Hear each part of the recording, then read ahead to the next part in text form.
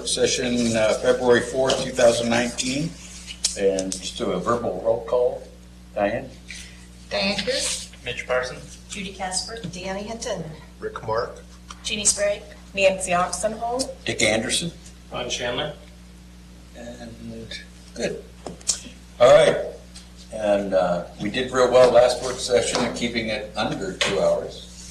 So we'll expect the same. In order to carry on to the next city council meeting, we'll need the extra time. We know that for every minute we go over, we lose $1,000 in our budget. So we will be, our 4 department heads that are going through this, they know that well. They have it down, huh? They got it down. All right. So this is carried forward with the other 4 departments that we wanted to talk about. Again, just as a reminder, this is in preparation for your retreat. This is scheduled for Saturday at 8:30, and this is to give you a little bit more food for thought. I've given to each of you a printed copy of my notes on it. Those aren't meant to be read right now, but they are meant to be just so you can refer back to them as we get ready for the retreat. We will be talking about the operations and what the missions, the operations of these different departments, but perhaps the most important thing we'll be mentioning are some of the policy decisions and policy discussions that will be coming your way. So first of all, we're starting with Parks and Recreation. The mission of the Parks and Recreation is to enhance the quality of life and provide safe and accessible services, programs, and facilities. They do this through a series of goals by being well-connected and accessible, inclusive and culturally sensitive, celebrates and preserves nature, provides access to beaches and waterways, enticing, safe, and diverse, responsive, supports and grows the economic base, and is ambitious but realistic at the same time. Any questions on the missions and the goal? All right. The Parks and Recreation really has 2 activities that they perform, and there's multiple things within those activities, but there's really 2 functions. There's parks, which takes up 69% of the operation and of the allocation of the resources, and there's recreation, which takes 31%. Now, I might point out that that does include things like capital, but if you look at your budget, it does not include any kind of fund balance, contingencies, or reserves for future years. And that will be the case with all of the allocations that we'll see tonight. Some of the activities that in the area of parks, there's really 3 activities that take place, and I'm going to have Jeannie just describe them a little bit. The first is the development of parks. The second is the maintenance of the parks, and the third are events associated with the parks. So, Jeannie, why don't you just take a couple of minutes and talk about this? Great. So park development, we started to build capital plans for various parks, and you're going to see in the next few slides 2 definitions of different parks. We've talked before about pocket parks, which we're not focusing on as much this year. We're going to be looking more towards neighborhood parks and community parks, like the one when we purchased the Taft land, and the one at Southeast 3rd and Keel that we're starting to look at developing. You've been through a few work sessions with me on park development. We've been doing open houses, and it is in our capital plans. Also with maintenance, it's just something we do around the clock, 7 days a week. And at our last work session, I let you all know all the different ways that we maintain the parks, the open spaces, beach accesses, bus shelters, EV stations. There was a whole list of it, which I'm not calling all right now. But so that is our job to do. And regardless of the influx of tourists that come in, or whether it's just the residents using our parks, we have to make sure that we can maintain any of these new developments, which we do consider. And then last one is special events, which is brand new. Since I've come on board, we're starting to work more on offering events in our parks through an outdoor recreation program. Lori LaFawn is our Parks and Recreation Ambassador, and she's been offering things. We just had our first outdoor hike this past Saturday. A few people showed up, that was good. And then we do Arbor Day events, we do community walks, trying to get people out by learning about nature with naturalist hikes. So that's new this past year. In the area of recreation, there is the community center itself, which although it's designated as a park, we classify all that goes with that into recreation.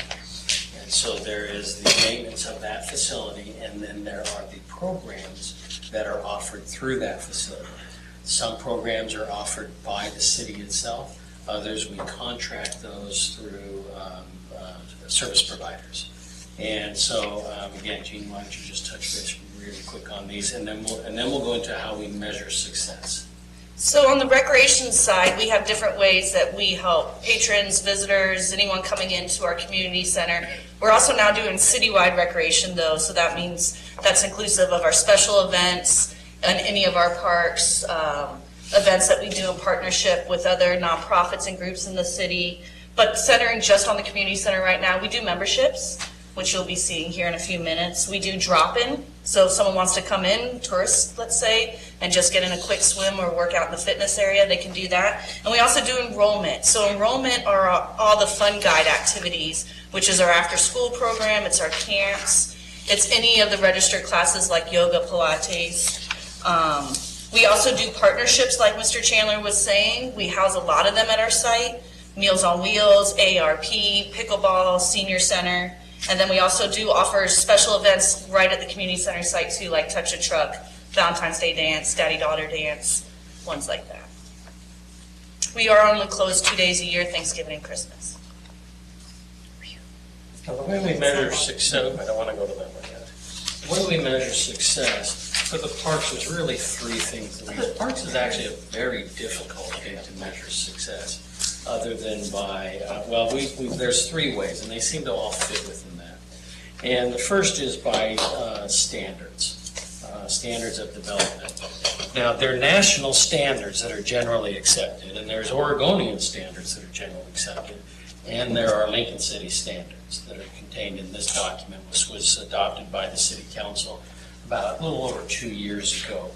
And if you go to the second page of the handout that I've given to you, note the three things that I have highlighted in yellow.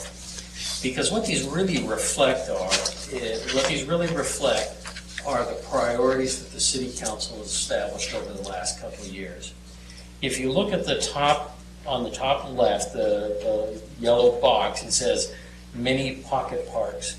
And based upon these adopted standards, you can see that we have a deficit in pocket parks. However, when you look at our budgeting, we are not including pocket parks because the City Council has said in the past two budgets that's not something they want to pursue.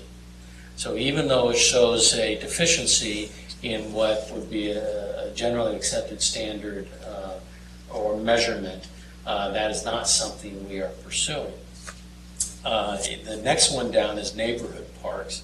Again, you can see that we have a deficiency in that.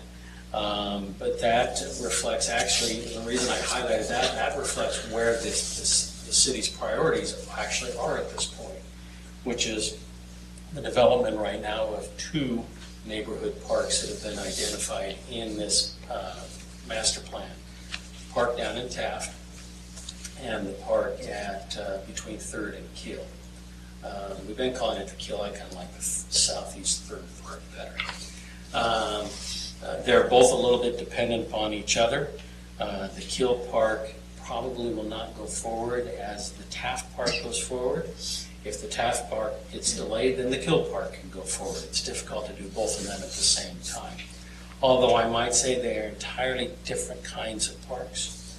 The Taft Park is what you think more of as a traditional neighborhood park with ball fields and soccer fields and playgrounds and things like that. The Keel Park, or the Southeast Third Park, is more of a combination between open space and recreation, whereas a series of trails that connect to different features that somebody can exercise on or play on or things like that. The only thing that really prevents both of those from going upon at the same time as finances. And then the other one, the third box, which is down on the the fifth group down, which says nature parks and open space. You can see that we have a giant surplus in that, 302 plus acres.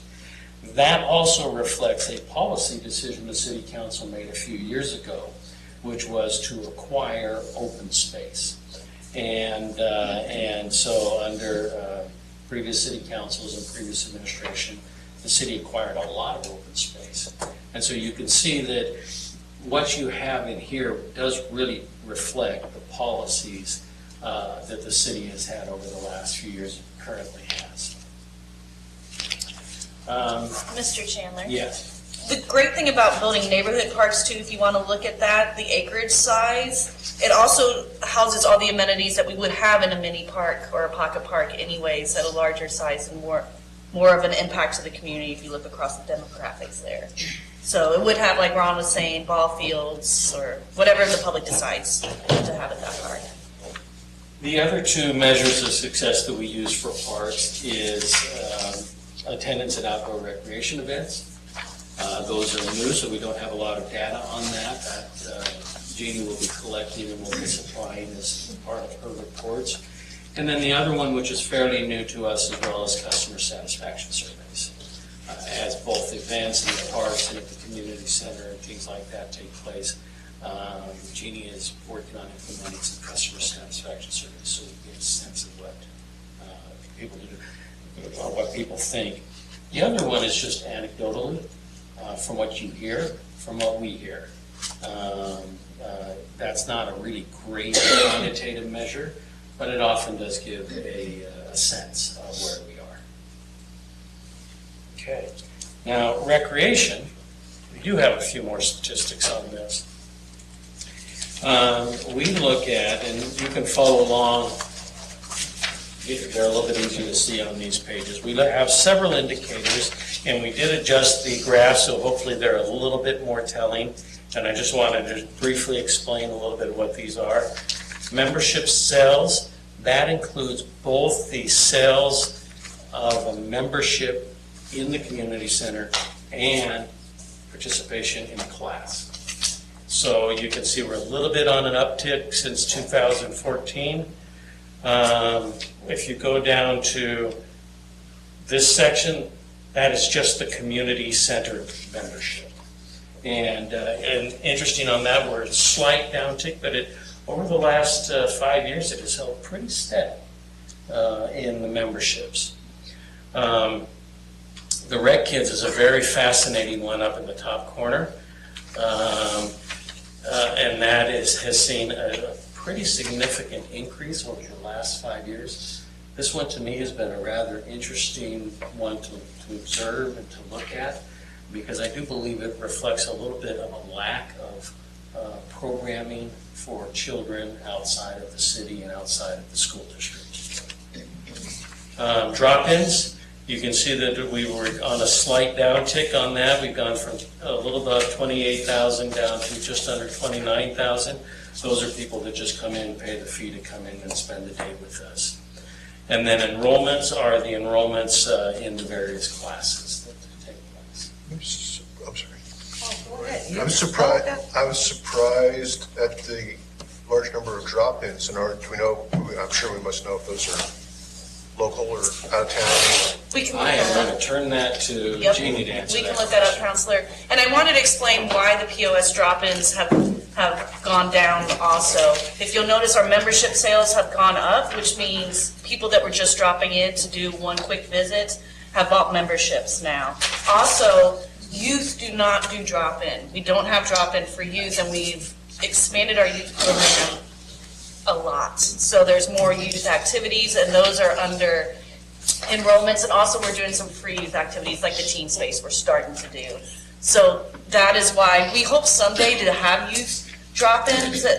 We just have to figure out how to do that because youth aren't permitted to use our fitness center. It's 17 and up. And they're really mostly in our programmed activities. Does that make sense? I just have a question about the Rec Kids. I think that's a real important thing that we need to Phil, but I'm just curious, other bigger cities, they have the Boys and Girls Club. Mhm. And is there, do you, of course you don't know off the top of your head, but are there grants that the Boys and Girls Club could provide to the rec center to have something? I don't mean, know I if the just- boys or girls, they're going for the same grants we are, Yeah, the just, Boys and Girls Club. We could definitely go for grants for rec kids. In fact, we got one recently that's helping us do after-school programming, and that was through the Blazer Foundation, Nike, with the Blazers. We actually got to get some kids to go down to a Blazers game to accept the check, so that's pretty cool. it's just a drop in the pan. We've got to do more for that, but I agree, we can build it up more, be able to provide more staffing so we can have more kids in the program. Jeannie, in that number, your membership sales, the rec programs, does that include the rec kids? No, Oh, okay. yeah. So, And you know what's interesting too is we're gonna change this next year after I met with Mr. Chandler, is that we don't count all the people that come in to just utilize our center for our swim meets. We have 400 to 500 people come in for a full weekend. We don't track that. We don't track people coming in. Once you register once you do an enrollment, one enrollment stands for one child signing up for a basketball league that's an 8 to 10 week program, twice a week practice, once a week game. That in itself is over 20 to 30 hours that we're not tracking too. So we're gonna look at this differently next year to show city council how much we are utilized. Over my career, probably the biggest thing I have found with recreation centers, swimming pools and so forth, is that they don't pay for themselves.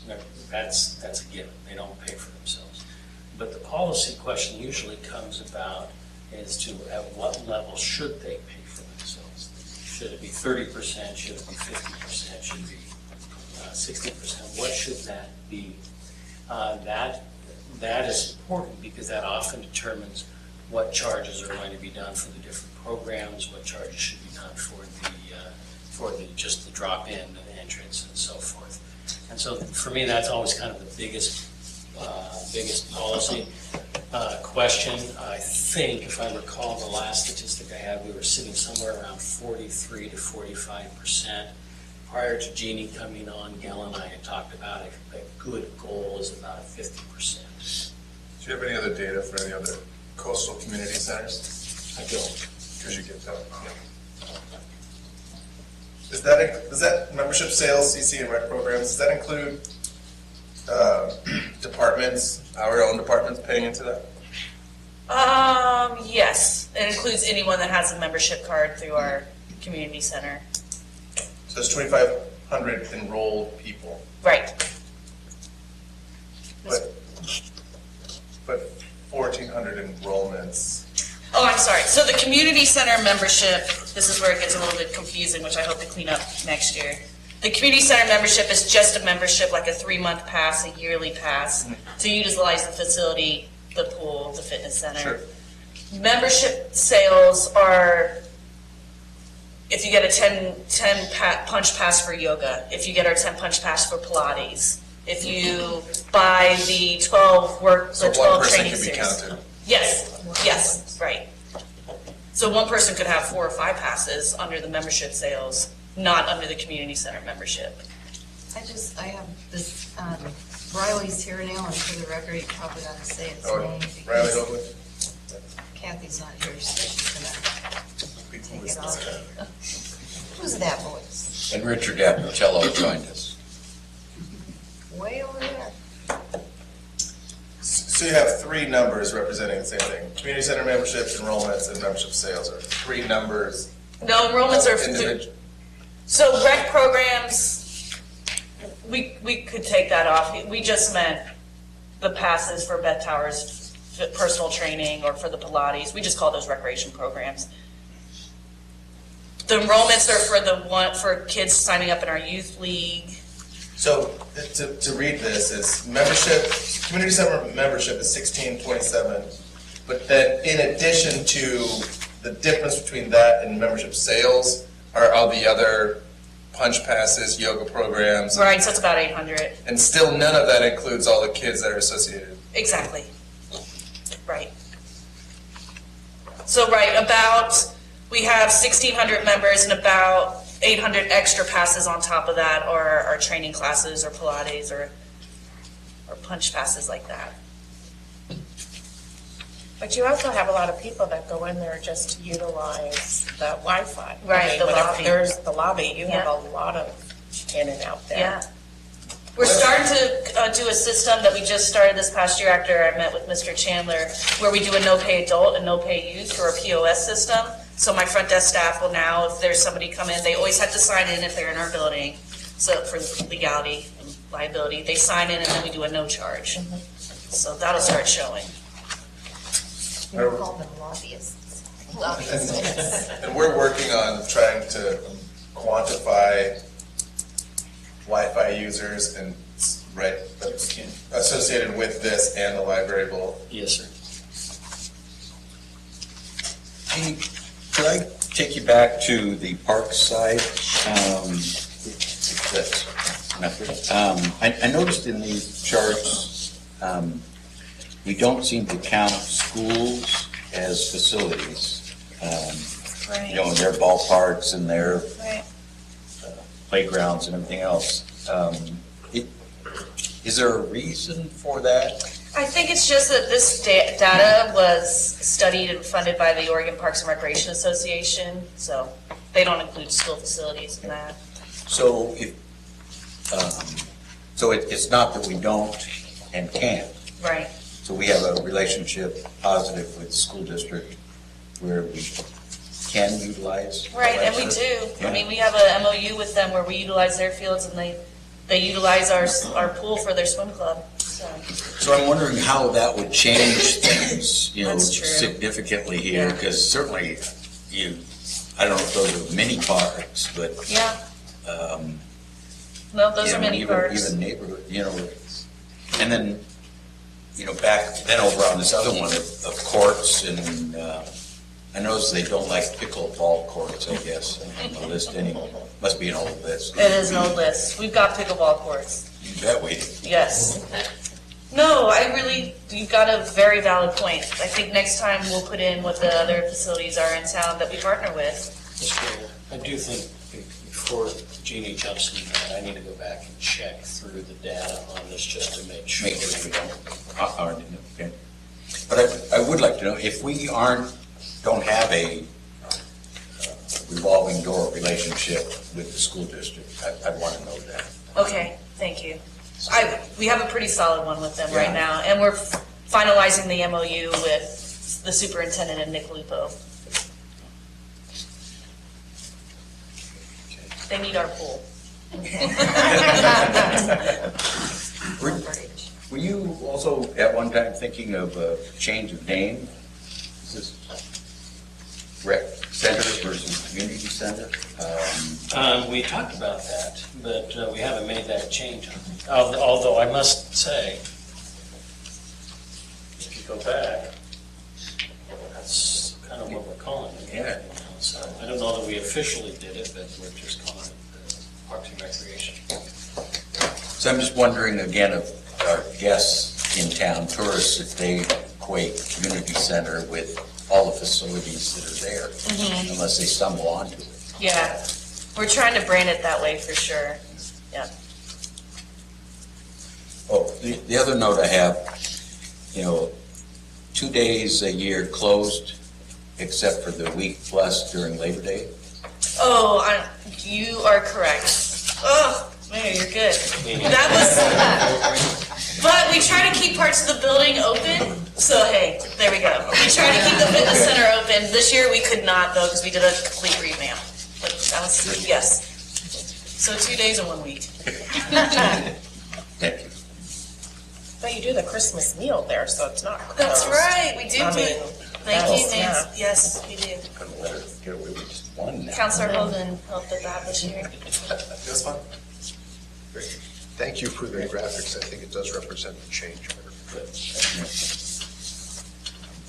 Okay, any other questions on Parks and Recreation? Are we ready to move to Lila's Technology World? Further, the policy question for Parks and Rec is more on what the level of subsidy is. kind of two questions. The level of subsidy, and that should be considered in the level of subsidy for any program that is started, as well as facilities. And then the second is we're continuing with the concept of the neighborhood parks. If there's some change in that, that should be brought up for consideration. But we're moving forward on the past couple of years with emphasis. Sounds good.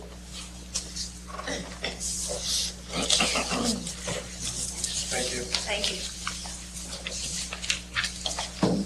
Okay.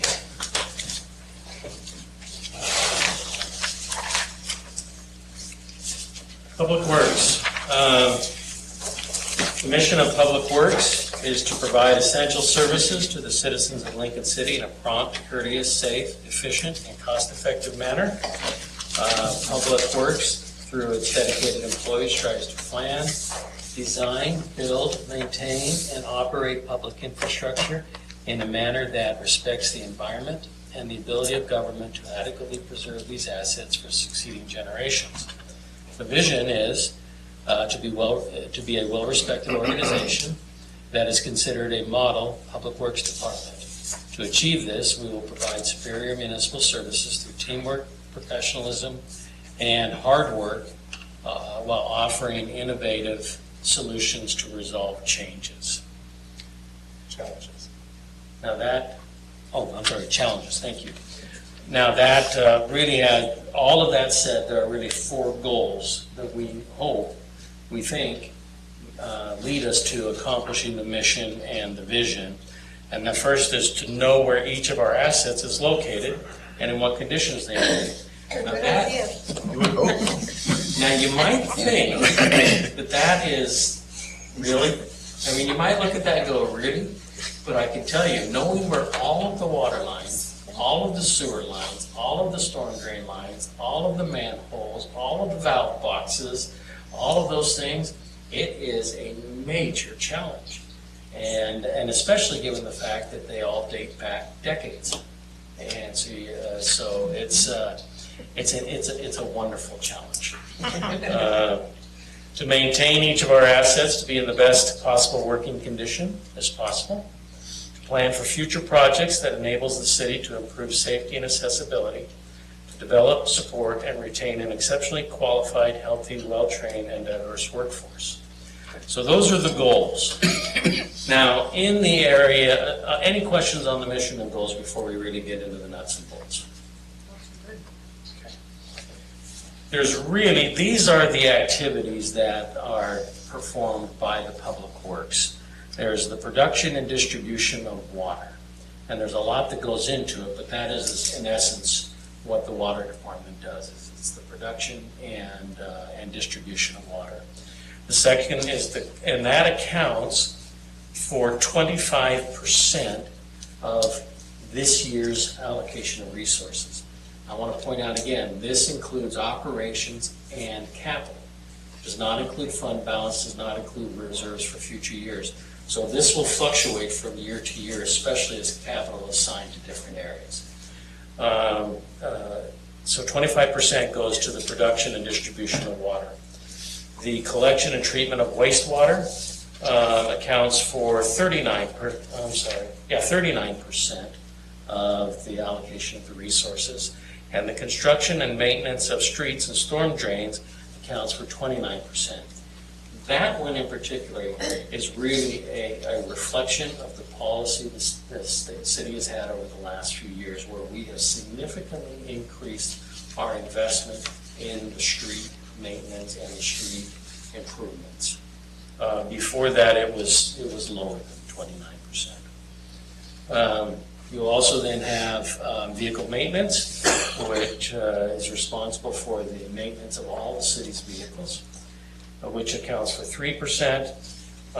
Lincoln Square, which is the maintenance of this building, which accounts for 3% of the total resources. And then 1% goes to our mapping services or the geographical information services. Any questions on this part of it, this part of what we have? Okay.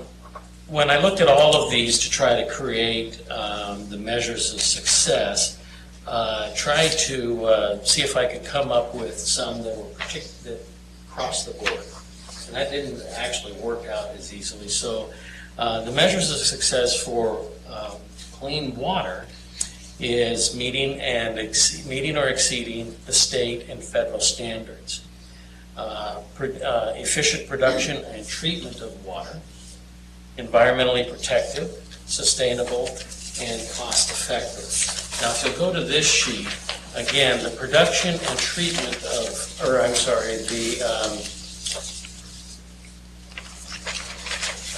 the efficient production, that should say production, treatment, and maintenance of the system. One of the main goals, and it started before I got here, it was probably, 7 years ago, Lila, was to reduce the leaks that we had. And when you look at the 20-year water production, you see how it has dropped.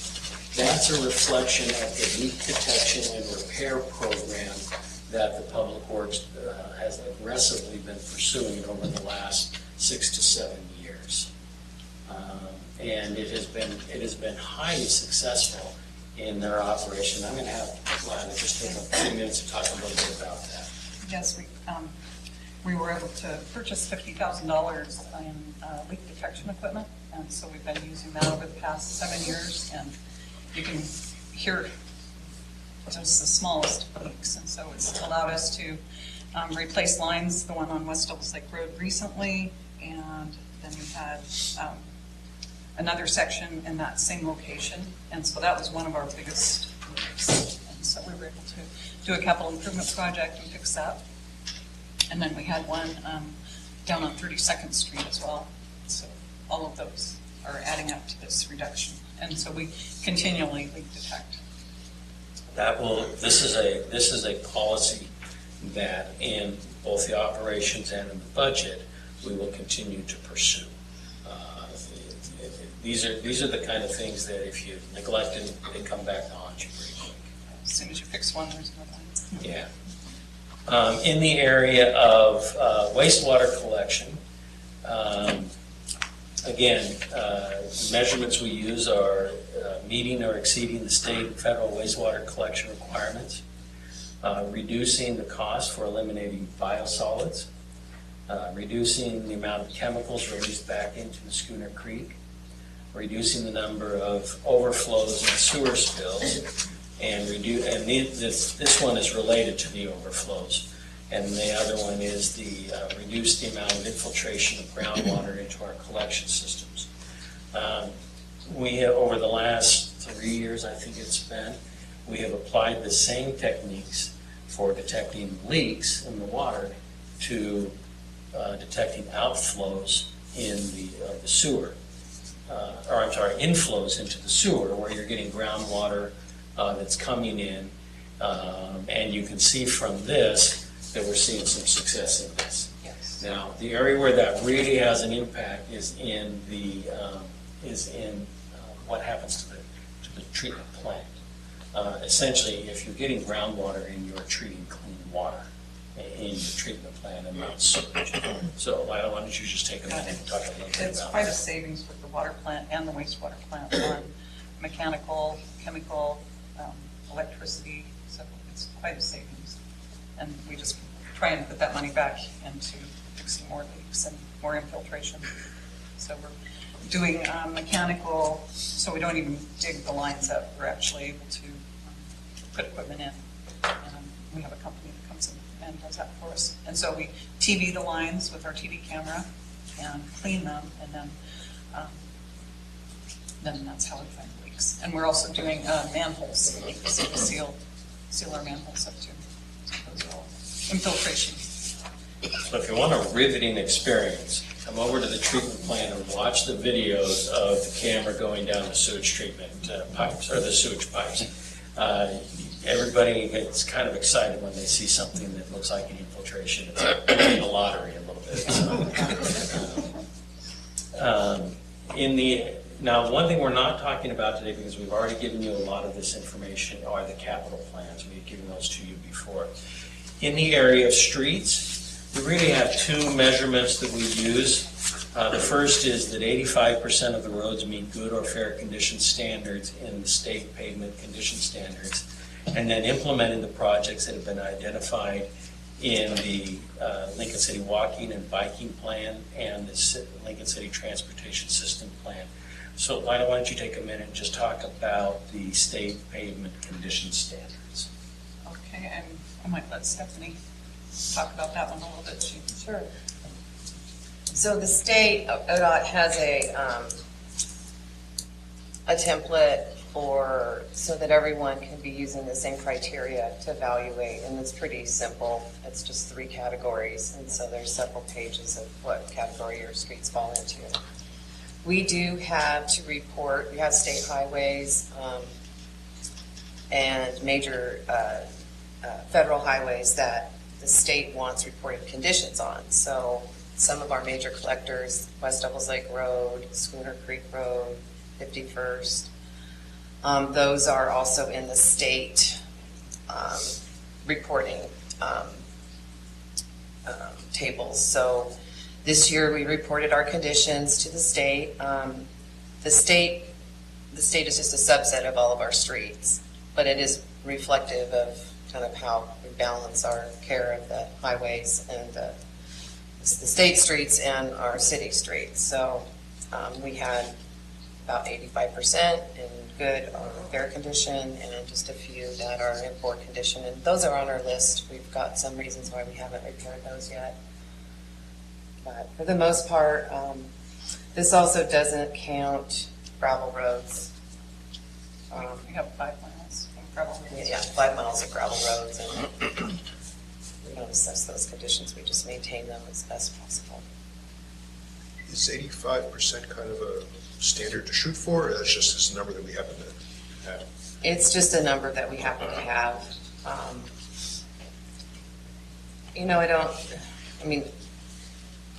Shooting for 100% is a little unrealistic, so 85 is very high if you look at other cities our size and how many roads we have, so that's very good. I think compared to the other cities that reported in, we probably have a higher percent of good streets.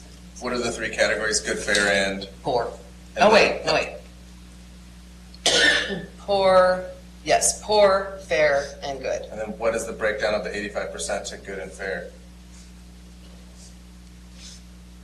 Of the 85%? Is it 5% good and 80% fair? I mean, we're looking pretty good. Dude. Come on, I don't Stephanie. recall. Could you let us know? Most are in good. I'd say we're up to like 70% in good condition. Wow. Yeah. We're just working on our capital improvement plan, and so we have a 5, 10-year, and 20-year goal list. And what would it take to have a poor street? You know, what's the cost associated to go from poor to fair and fair to good? You know, what do those things look like? So that's a good distinction, because once you hit poor, you need to rebuild your street. And so the cost of going from poor to excellent or poor to good is very high. Staying fair and staying good is a lot less cost, because you're doing preventative restoration and extending the life of the pavement before it's completely fallen apart. So that is a problem with poor. Once they get to poor, it's a rebuild. Right. And And it's rebuild very is expensive. both the asphalt and the road-based Exactly. foundation underneath it. That's where you have those those sagging things and separations and things like that, where the underneath has been compromised and it kind of starts getting away, right? Exactly. As soon as the water Is starts inside there, infiltrating. then forget it. It's soupy. So the area where we really wanted to spend a little bit of time, and we talked about capital before, so we don't go into that much. And we kind of hurried through this because we really want to spend some time on both the policies that we have been operating under and some that are going to be coming to you. First is, for many years, the city has operated as far as utility rate increases, that we would raise those at a small level annually rather than wait and do a large one every now and again. Okay? And that has been in place for quite some time. And would continue to operate under that. The second is that utilities should be, the cost of utilities, including capital, should be supported through the utility rates. That is the case with water. The operational costs for both the treatment and the distribution of water, the debt service, and the capital costs are all supported by the water rates. That is not the case for sewer. The debt service on sewer has been supported through property taxes. Now, we initiated last year a probably three-year plan in which the annual rate increases that we would make for utilities would all go to the sewer rates. And after about a 3-year period, we're expecting then that the sewer rates would be sufficient to support all of the sewer operations, debt service, and capital. What that really means is that the water has to be a little bit tight. Cannot expect a rate increase for a couple of years, but we think that there's sufficient padding in there, sufficient room that we're able to do that. And that will put what it does is it'll put the sewer on a good financial footing. It'll bring in about an extra $1 million a year, which was what we were anticipating in the debt service if we were to fund all of our capital through debt. So it essentially gives us about $1 million each year then that would go to capital projects. And Lila has developed her capital plan based upon that concept. That the projects, essentially, if there's a project that's going to go over it's going to be over $1 million, it will cover a 2-year process. If there's 3 of them that are $333,333.33, then you can get those 3 done in 1 year. So the capital plans we're trying to gear those plans to the amount of money that's available. One of the benefits of that is that all of the funds that we'll be using for capital will go to capital and not to pay interest on the debt. The next one is, as we've already mentioned, leak detection and repair. That in the water fund, we'll continue with that. And then inflow and infiltration detection and repair in the sewer fund, and we'll continue with that. We've given you information on the utility capital plan. And then the next one I wanted to spend a minute or two on is in the street overlay capital improvement plan.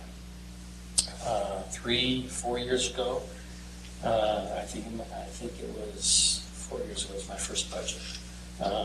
We implemented a plan where we would put an overlay on all of the existing streets over a 20-year period. We estimated that cost would be about $400,000 to $500,000 a year. And we've been able to hold steady with that the last 4 budgets, and our intent is to continue to do that. An overlay will extend the life of the road anywhere from 5 to 8 years. The next one is, these ones that are in red that are before you are the ones we wanted to spend a little bit of time. The first one is on extension of sewer services.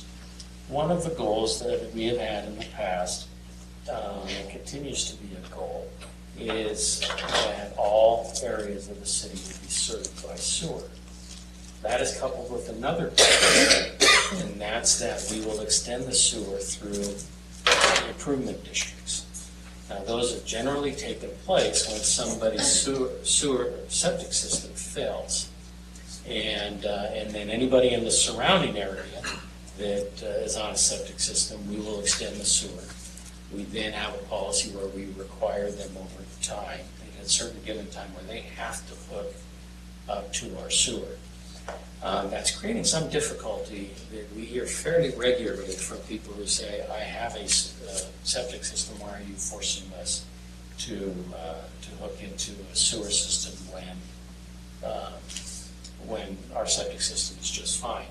It's, if you're the first house and that's all we have to extend it because your septic system failed, great. If you're the last house, that's not so good for everybody that's before you. And so it's created some difficulty for our residents. An alternative to that is really kind of a payback agreement. And that's that the city would extend the sewer service to an area. And the residents would be required to hook up and pay the city back when they're ready to hook up. In most payback agreements, you see these in private development. I'm coming in, I'm putting in a subdivision, I've got to run it past the farmer's field, so I run my water and sewer lines past the farmer's field. When that farmer develops, he's required to pay the cost of running it in front of his property. It's that kind of a concept.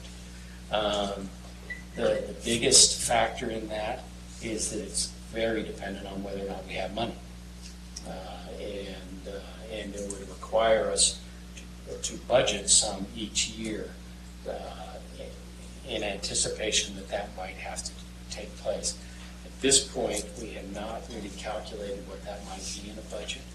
But this is one we wanted to bring up to you tonight so that you could begin considering it. And Stephanie was going to talk a little bit more about what she's finding about this.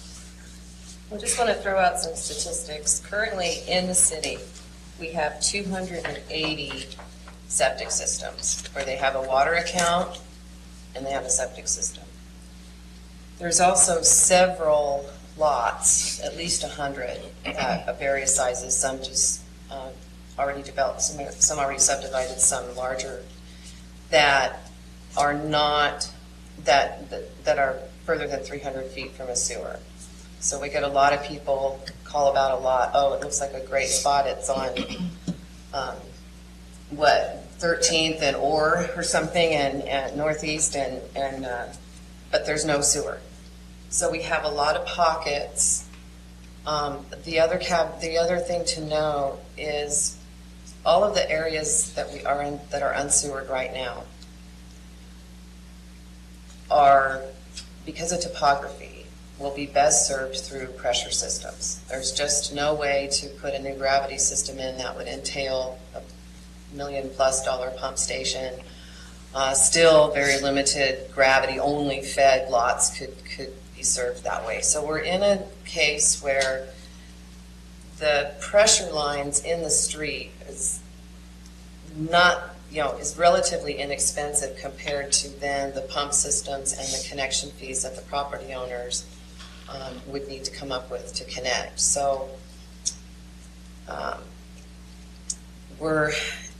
developing a map so we can graphically see where all of our unsewered areas are and how they would be served, and kind of break them up into, I don't know, maybe 20 projects or so about.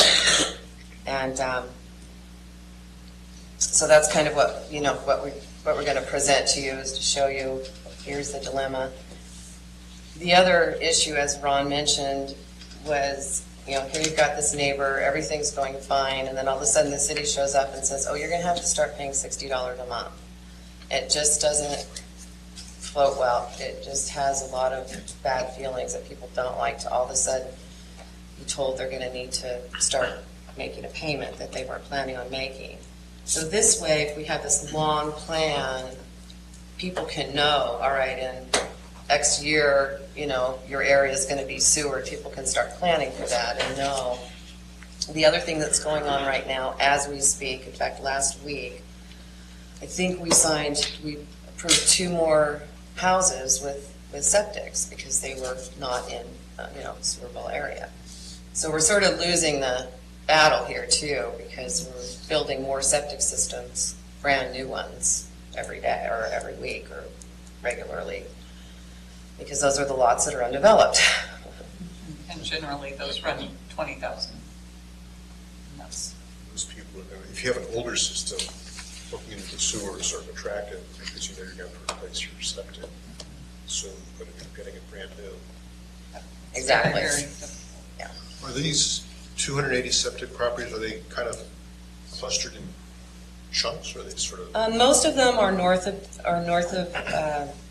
Deep River, but there's some pockets in the south too.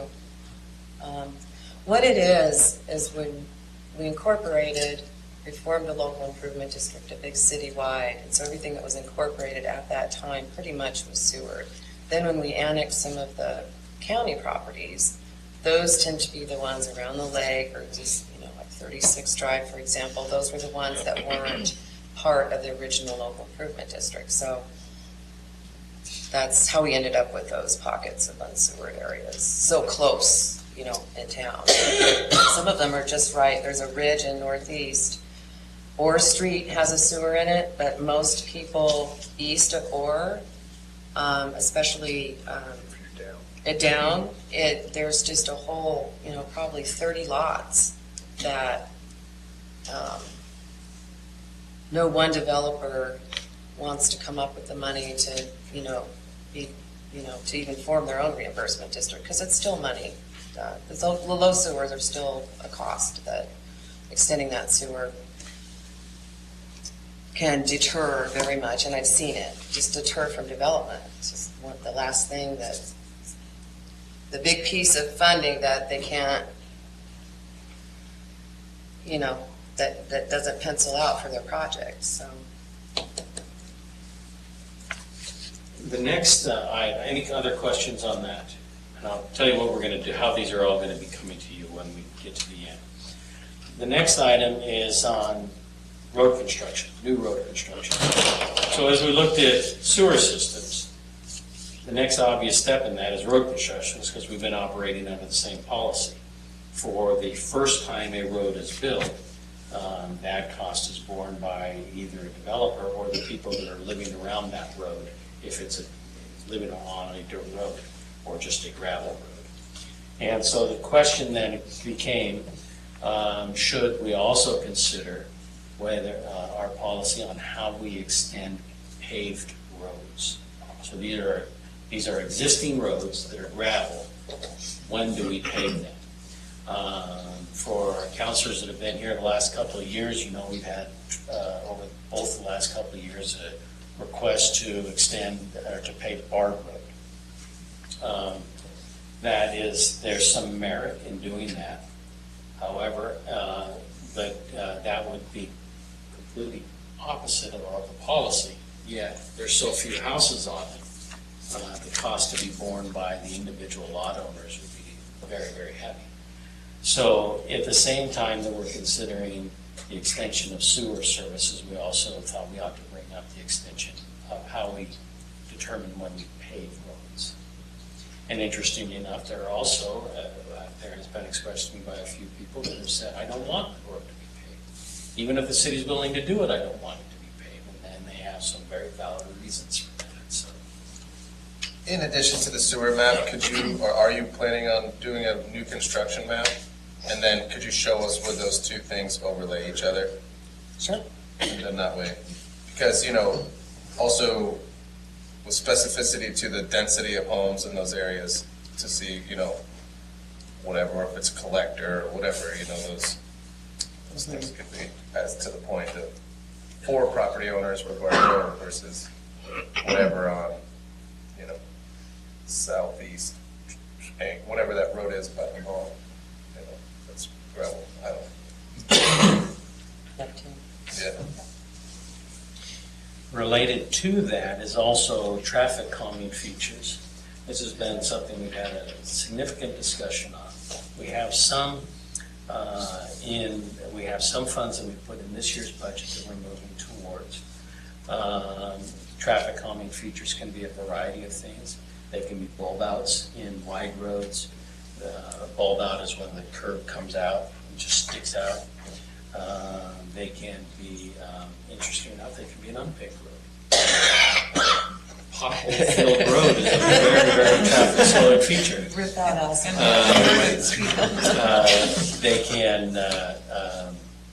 They can be speed humps. They can be the flashing signs. We did find out in the process that lowering the speed limits below 25 is a bit difficult because it's all covered by the state. And we did not make much leeway with the state in being able to lower that. Our own roads? Our own roads. And so that's information we will be bringing. And again, the real policy, well, I guess there's two policy decisions. The first is, we're going on the assumption that you still want traffic calming features. And then becomes the level of both where and how much you want to spend on it. We have, and all of these three we'll be bringing back to you over the course of the next 6 weeks, 3 council meetings. I think we're scheduling them for the 1st of March to give you presentations on those three, to bring the maps that we've discussed, to show those, so we can get that information before you and get a feel as to where you would like to go with those. That will include, on the calming feature, that will include the various different things that we can do and the costs and where they might be relevant and where they may not be needed at all. The final one is the systems development charges. And I'm going to let Lila and Stephanie speak to this one. Okay, this one, we have requests every now and then on our system development charges that, if someone has a meter and they have to pay, monthly for that meter, they're not using it. I don't know if that's the direction you want me to go with that, Mr. Chandler, but. That's one of them. Okay, and so we just have quite a few different policies that we'd like to clean up. It's not real clear in the ordinance. When someone doesn't want to pay their bill or doesn't pay their bill because the house is foreclosed on, then the bank or whoever has it, it falls through the cracks, they don't pay for it, they have to come back and pay those system development charges over again. And so we need to have a little bit better policy on that and more structure to it. So are there undeveloped lots that might have a meter? Or Yes, sometimes a house is torn down or demoed, and then either they keep up the services and pay that rate, or over a period of time it goes away, or when they do come back, they have to pay the back fees. And so that's things we want to look at. Is it back fees or is it current system development charges? Well, it's both. It depends on how long. So those are the policies we want to get in place. Is it 5 years? Is it 10 years? Over a period of time, by 10 years, you're right back up to where the system development charges would have been anyway. So the new property owner is responsible for covering those unpaid amounts currently? Well, it just depends on how it goes with the realtor. Part of the sale. Yeah, it's part of the sale. Whatever you write in, Mr. Realtor. I will not make that a contingency, sir. So That's up to the individual property owners. this one may take us a little bit of time to get back to you, because I can tell you, we have had some absolutely wonderful, intense discussions on this. And right now, as a staff, we're continuing to have some wonderful, intense discussions until we can kind of figure out what to bring back to you with some options. And so we're going to need a little more time to just kind of beat this one out a little bit. Even this morning, Give us some choices. we had just some good discussions about this, and as a staff, we just got to bring us to a point where we can bring you some options that are available. Don't forget to add in the total cost of what's owed for things that aren't being paid for. Absolutely. So when there is a high amount that's not paid, you put a lien on their house? Yes. Okay. The water meter goes away and then they have to pay it. That's what clarifies it. Southeast 19th Street. I have many constituents pleading for a traffic light, which I understand isn't going to happen. And I'm wondering, and people don't know that 19th Street, there's about 3 or 4 apartment buildings there, and there's some side streets with houses on them, and every one of them is a dead end. So you've got maybe 300 or 400 people who, in order to leave their home, have to go out on the highway at 19th Street. And I have heard many complaints about that. That said, I have been noticing in past weeks, every time I drive by, I glance up 19th Street, and I've yet to see a traffic backup there. So there must be certain times where they have trouble. But is there any relief for those people other than a traffic light? Well, the large master plan is, we need to move a pump station that's actually in 15th Street, and so there could be a back access Move a built pump station. right away. And, Punch a road well, through yeah. to that's- get I was over worried about Punch a Road to through 14. Mass to Marine, is that a possibility, you know what I'm talking about? Yeah. So that's only, I Googled Yes, Earth Dip, and that's it's only it. about 400 feet. Okay. That would be east of the apartment complex? Yeah. It's already cut in Yeah. from a development that's got duplexes. We're actually looking all the way from 23rd and southeast, 32nd, that was the start of that road. And then all the way through. Or bypass. Which doesn't probably make some of the neighbors. Yeah. So the it's ones not that are highlighted in imminent. yellow, just note that we'll be bringing information to you. I think we're trying to get scheduled for your first meeting in March. Is there a reason why, other than being dry winters, why storm drain and tidal gates don't enter the picture? What do you mean? I'm thinking again of our favorite southeast 48th and the water coming down that hill into the collection spot. And that's also got a tide gate there. I don't know if it works or not. It does. But I noticed that it doesn't take much for that whole area to flood. And we've been fortunate. We keep an eye, we keep a very close eye on it. And we've recently, Tony did quite a bit of repair to the pipe. But that's not the only spot where there's water. And I, over my time, I've heard storm. I've never seen master plan. We've different kinds of funded master plans, but nobody wants to touch it. And I'm not advocating for sidewalks on these streets because I like the ditches, because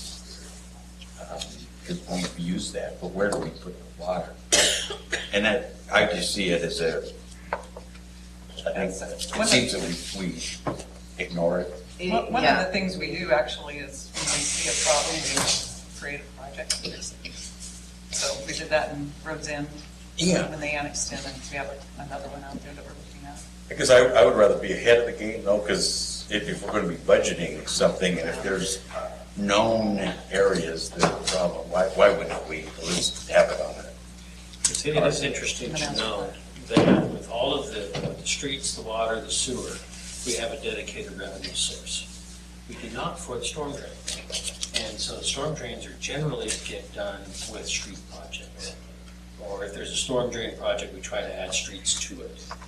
But it comes out of the street budget. It does not have its separate, its own operation budget. Where's the That storm is- water go? True, though, right now, well, to Mayor Anderson's point, we do have a plan to reroute some of that stormwater, so it doesn't go through that private park, manufactured home park. And that line is shallow and it can't be any larger. So we were gonna reroute some of that down inlet and take it so it discharges to Schooner Creek. So that's a big project and we haven't tackled it yet. We haven't put it in the books or Why just have couldn't the we do something concept. with Jeannie's Park over there? She could find you some money to run a big drain pipe through her park, right through the Schooner Creek. Water feature. Actually, that's pretty much where it goes right now. So. Yeah, we're gonna have to go through, we have to get past her park. There's the outdoor pool. Yeah. It just seemed to be a missing. It is, piece. it's We're working, we are yeah. working on it. Any other questions pertaining to Public Works before we go to urban renewal and economic development?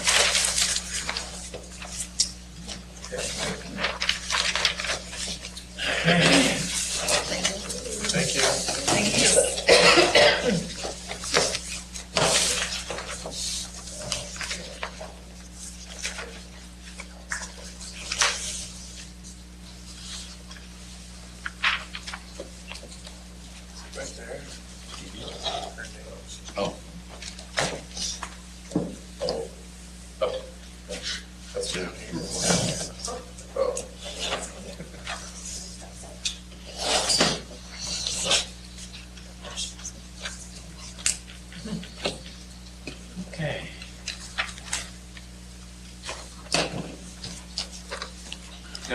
say a qualifier on this one, or Allison will get very upset with me, as she does every time I screw this up.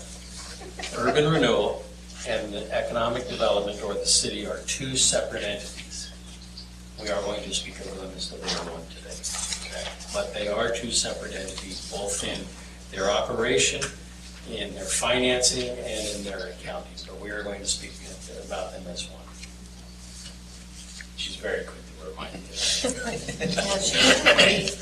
All right. The mission for urban renewal and economic development is to reduce blight and depreciating property values, and in the process attract job producing private investments that will improve property values, enhance visual quality, and establish a positive link with the Pacific Ocean, all in a manner compatible with the natural and built setting of Lincoln City. Now, there are several methods we do this, but to really understand a little bit of it, you've got to go back to these, okay, for urban renewal. These are the vision plans that were developed, how many years ago, Allison? Started in 99. Started in 99, and they are for the pearls, okay? And this is the vision upon which urban renewal was built. To a great extent, it's the vision upon which economic development activities are still built. And so these are very much guiding documents. If you want some interesting reading, they are interesting to read. Now, to look at so the goal, let's see, let me make sure I'm getting in the right place. So the activities that are involved in this, and you'll have on your page a list of the development, and then it gives the goals. I'm not really going to go a lot into the goals, but we'll talk a little bit about just more on the bigger areas. First is the implementation of the 2000 Urban Renewal Development Plan. That is this document. So if you want to know the success of urban renewal, read this document, okay? Because this is 27 years worth of projects that have been done.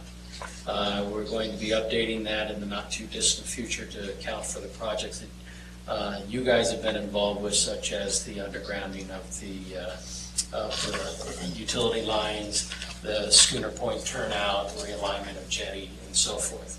But this is the measure of success, really, for what they have accomplished over the last 30 years.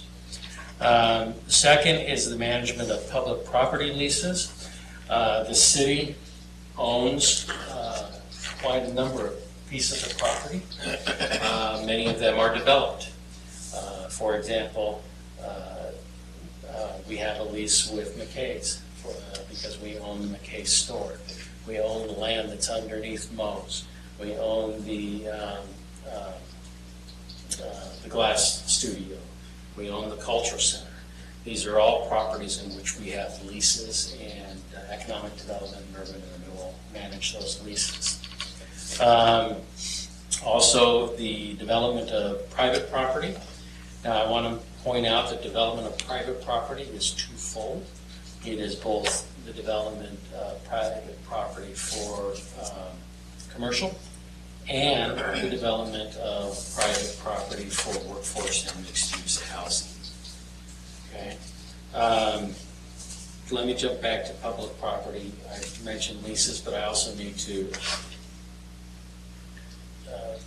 mention the development of the public property as well. This reflects a priority of the City Council, and that is the development of 9 properties that the city owns, which we have been actively involved with over the last 8 months.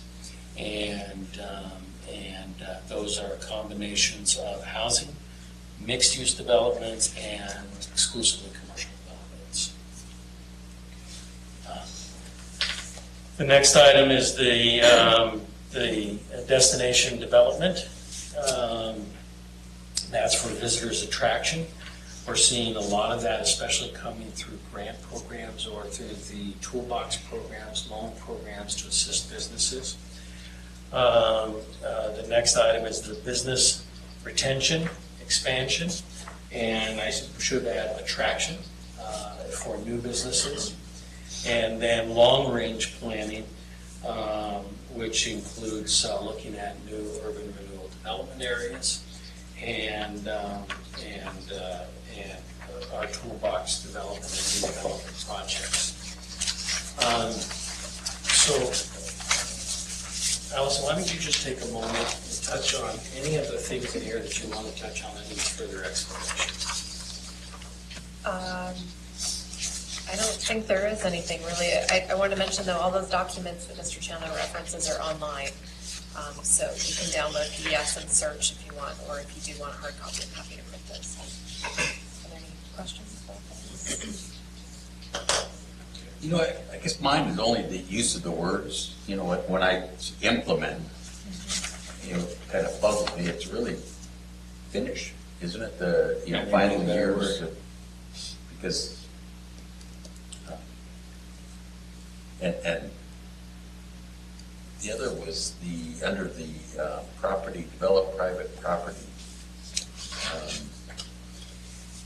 That is very traditional. That's very traditional economic development. And that's where Allison and Pam really become the go-betweens in tying up those who are interested in business attraction or business expansion and property that may be available or incentives and opportunities that are available. This has been a very interesting one for me to watch, see how this develops, because Oregon is very different from other states that I've been a part of. And in other states, the state has had a very active role in trying to attract businesses from other areas. And the work that our economic development directors did was really making sure they stay close. So if a business from, I'll use an example, we had one from South Carolina that wanted to locate out in the West. They contacted the state of Utah.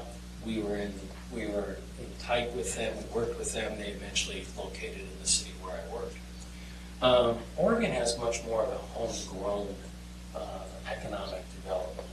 We really haven't found one state organization that is the funnel through which they come. Now, what that really means for our staff is that they're having to go out and find and look for and find the people that may be seeking to attract or seeking to expand a business. And so it's been a very interesting to watch. That's kind of curious to me, because has there been conversations with the state to try and maybe make something like that happen? And the reason I'm even saying that is I remember, I don't even know how many years ago it was, when the movie industry was trying to do a similar thing, and they were getting shoved off to all the different pieces and parts. And then the state decided that they would step in. They had a dedicated person to help pull all those pieces together, because there's a lot to it. And I'm just curious, we can't be the only city looking for businesses to come here. We've had just a little discussions with the state offices, but nothing really serious. Might be. Mostly it's just been trying to find out who do we talk to. Mm-hmm. And I think also, we don't have, our economic development has been good, but not coalesced into a plan with strategies and measurable benchmarks. And so, and now here we are working on, 9 development agreements, and we have plenty going on that's really exciting, but in my mind, I keep thinking, well, what's after those properties? And so I have had calls from private property owners who want to build workforce housing. And I think that there are lots of property owners that want to redevelop their properties, but they're not developers. And so how do we support them in either selling their properties or developing their properties, whatever their goals are for their properties? So we started to kind of think about that, and Mr. Chandler mentions incentives and toolbox. I don't know that I would have recommendations soon about how to do that, because I'm focused more on how do we make sure that we have successful public property development. But I am kind of thinking about what's next, because we don't have, we can look at other public properties. Like I always say that our parking lots are redevelopment sites too, where we wouldn't want to eliminate public parking, but we could build second or third floors. So I think that we have a lot of possibilities, but we have to just kind of focus on getting things accomplished and then move on to the next thing, so. But a person at the state would be great. We have talked about it with elected officials at the state level a couple of different times, but I just don't know. I think there's Business Oregon that helps us a lot, and I think there are good resources. It's just a matter of, communicating with them about what we need. And until we have something that's better structured, it's hard to say what we need. The example of that is Explore Lincoln City's relationship with Travel Oregon. That's developed into really quite a good relationship, and it has worked, I think, to meet our goals as well as the state's goals. On that. Now, you have in your packet this document. I just referred to this. These are the goals and the objectives that are found in the urban renewal booklet to achieve. It's the last page, and I wanted Allison to spend a little bit of time talking about it because it leads into some of the policy discussions that we want you to begin to consider, and that is our toolbox. This toolbox was developed for the urban renewal districts. And so, Allison, why don't you just explain this a little bit? So we do have a toolbox with several tools as possibilities. And you can see there's on the vertical left side of the page is a list of the tools. And then if there's a year after them, that's the year that tool was put into effect. The other tools are things that we can move forward. And I think that based on what feedback we've had from the community and some outside developers, as well as developers we already have here at home, we kind of have an idea, I think, of what we will recommend to help support property development and then other council objectives like workforce housing. So you can see there's also green, red, and then yellow. Green we have as gardening, where we are assisting existing businesses. Hunting is the red category for attracting new businesses.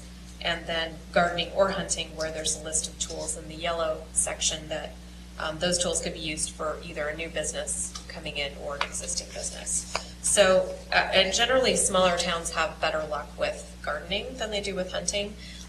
We don't want to invest a lot of time, in my opinion, in trying to find, a very large tech company or something that, is reliant on the I-5 corridor, which we just don't have. So there's some practicality. It doesn't mean that we should exclude business attraction, but we want to be really strategic about what would work in our town and try to also boost the living wages of that job center. And then at the top, you'll see the urban renewal goals and objectives that are on your earlier page. And then what tool would accomplish which objectives. So that kind of gives you an idea of how those things would work.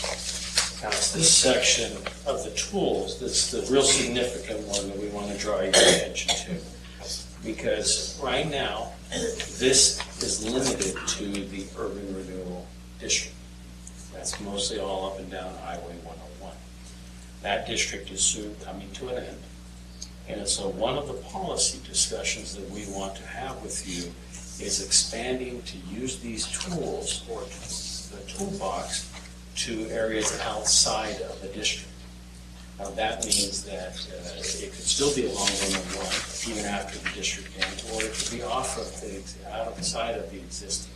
So funding would come from different sources.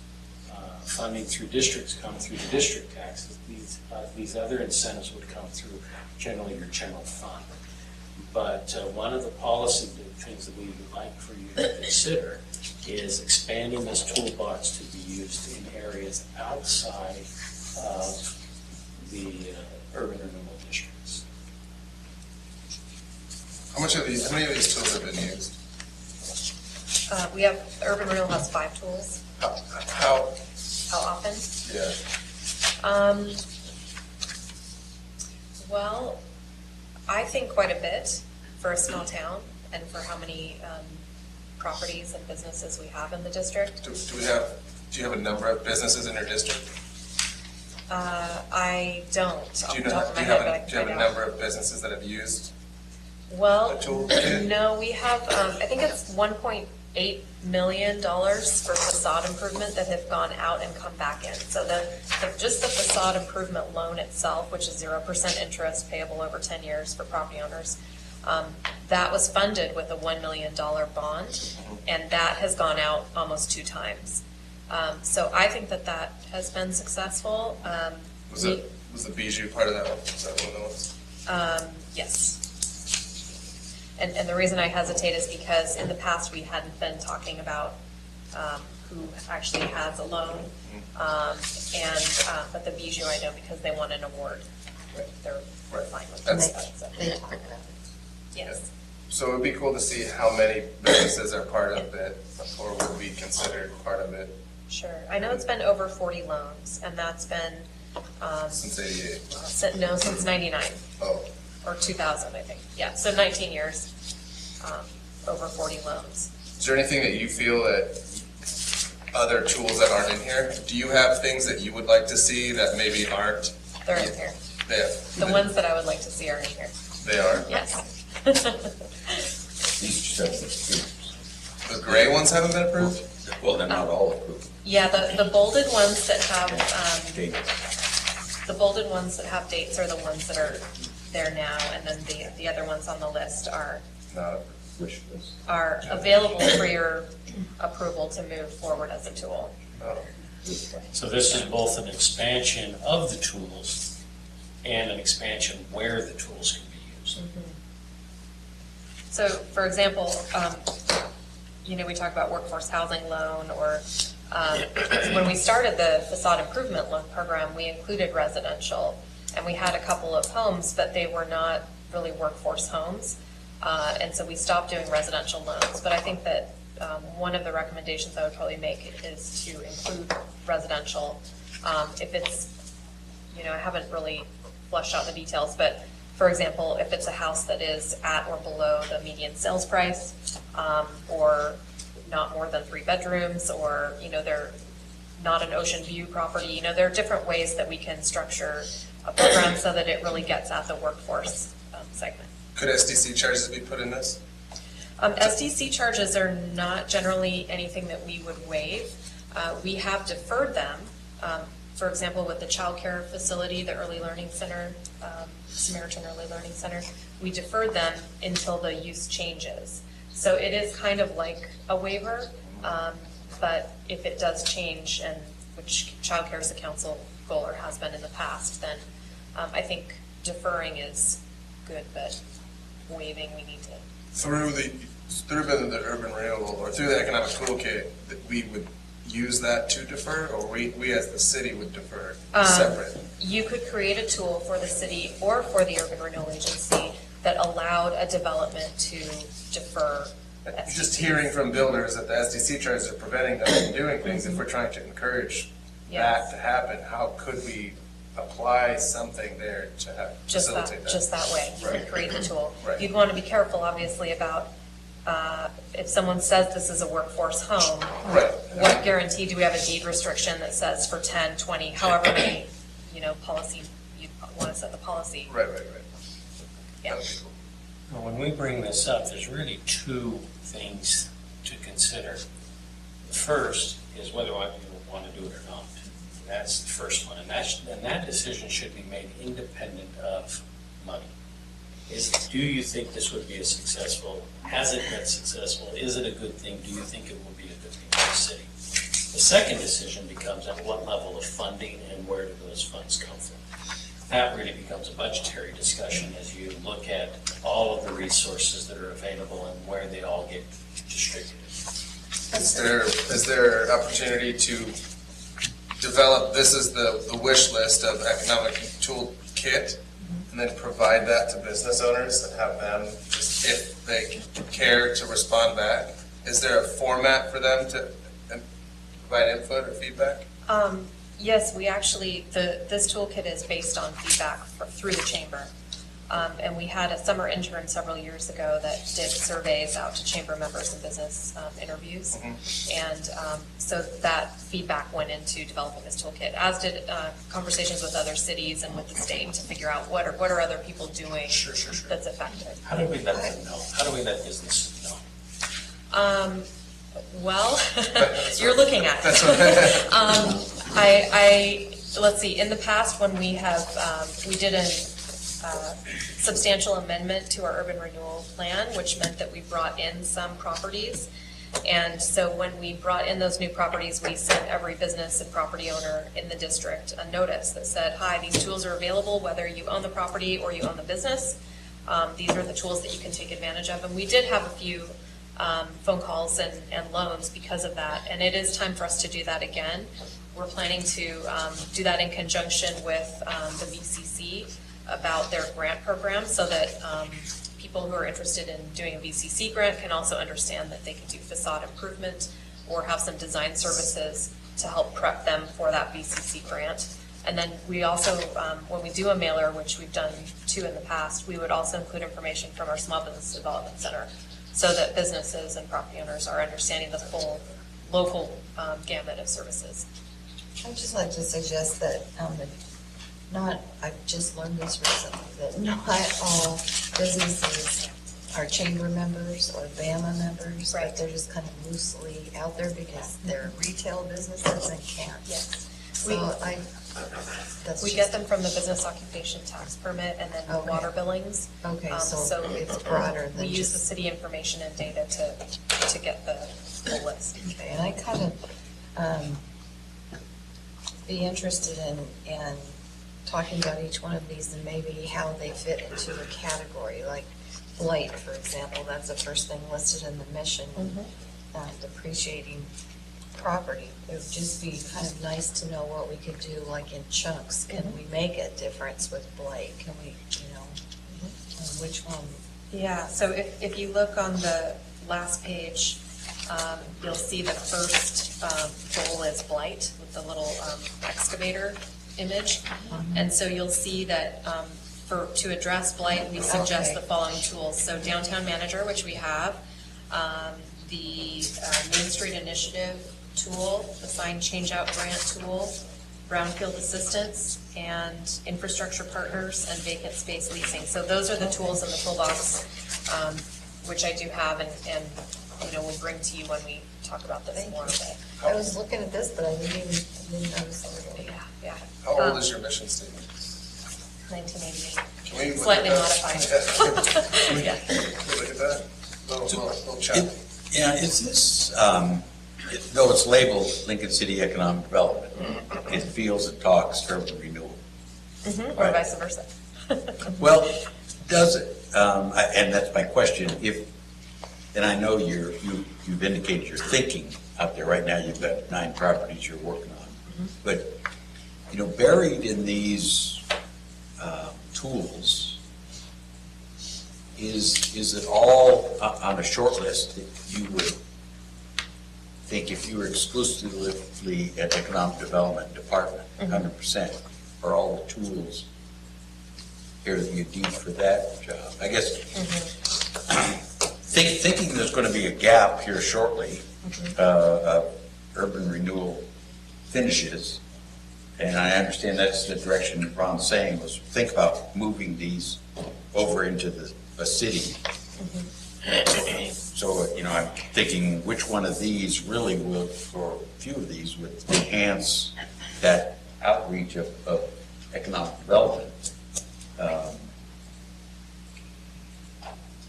And I have gone through each one. I think that's what Deanna's kind of indicating. Yeah. Maybe all of them is the answer.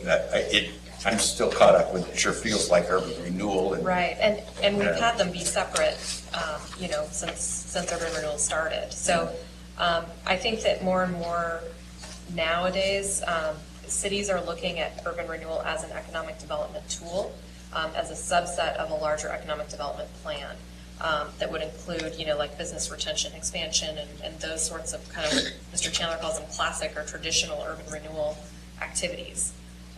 So I think that all of these are economic development, and really the urban renewal portion is just restricted to that urban renewal boundary. So, We've been looking at this as somewhat in phases. The city has been on a urban renewal phase for quite some time, and it's been very successful. It's done some wonderful projects. The phase that we're in now has really been in the development of our own properties, which hopefully we will see all this come to fruition this calendar year as Allison and Pam continue to work on it. The next phase that Allison and I had laid out, which we were going to bring to you after the first year, so right now, is expanding beyond urban renewal. So that right now, urban renewal happens to cover almost all of our business district. And so there hasn't really been a need to do that. However, that district is expiring. And all of those properties may still have a need for these toolboxes that would no longer be eligible under an urban renewal, or in the areas that come off of commercial areas that are not within the existing district.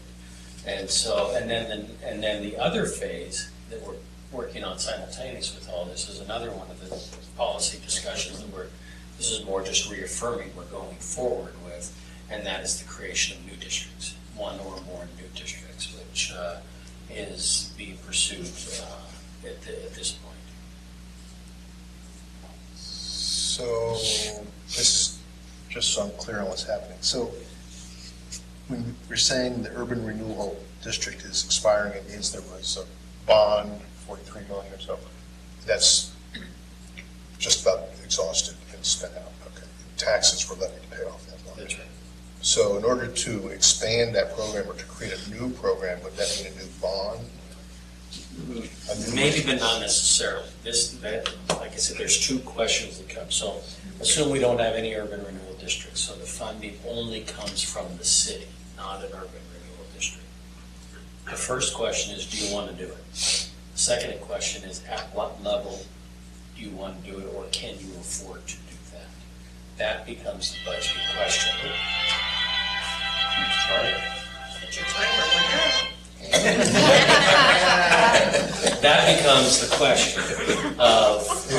If there's not a bond, what money would, I don't see it. Can you get the money Yeah, for it to do this? Are you talking about it for a new district? Yeah, if we're talking about using these tools In the outside city. the district or somewhere else, It would be your general budget, general fund. there's but money, your there's budget- there's enough. Well, no. No. That Because of money- our prioritization. That's where the So- money comes from. In essence, we're taking the tools out of urban renewal, putting them into economic development, and then possibly making a new urban renewal with a different set of standards to see what that possible new urban renewal district would need. I would rephrase that a little bit in just one part.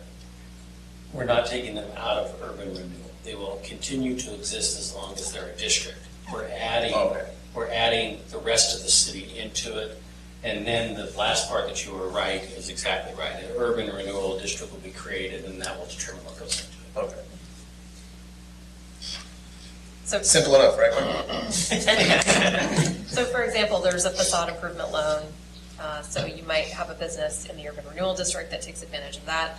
You may have a business that's not in the urban renewal district. So if you have a city facade improvement loan, they could take advantage of that, but you would want to probably, since the urban renewal program is so strong, if that business is in urban renewal, you'd want to have that be the first bucket of funds for that business. Just as an example, like I don't think you'd want to put a lot of money into facade improvement for city because it's already in urban renewal, except for the few people who might take advantage of it. I have had to say no. I have also once had to apologize to someone for talking up the facade improvement loan and then finding they were not in the district. I think that was in my first year I was here. So Do that once. no, be very careful. Yeah.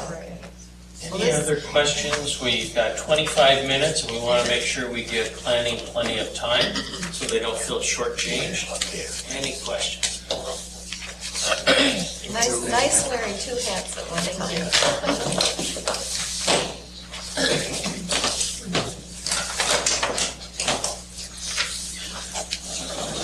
I kind of figured you guys have been planning out with all that has been coming before you in this city, in our last few city meetings.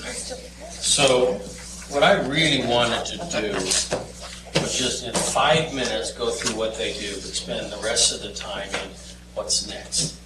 Because the planning's not done. They've still got quite a list of things. And I just wanted to really, 5 minutes on what they do and then the rest of what's coming down the hopper. I'm even going to skip over the vision and the mission you can have. These, in essence, are the services they provide: development services, building inspection, planning, VRD, customer service and administration. You can see the breakdown of those. For further detail of what each of those are, just check the third and fourth page. You didn't get this? No. It's on the backside.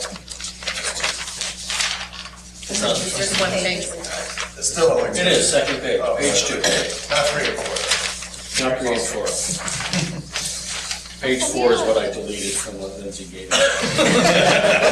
Cheat sheet. Comprehensive. We looked at it, it said half an hour.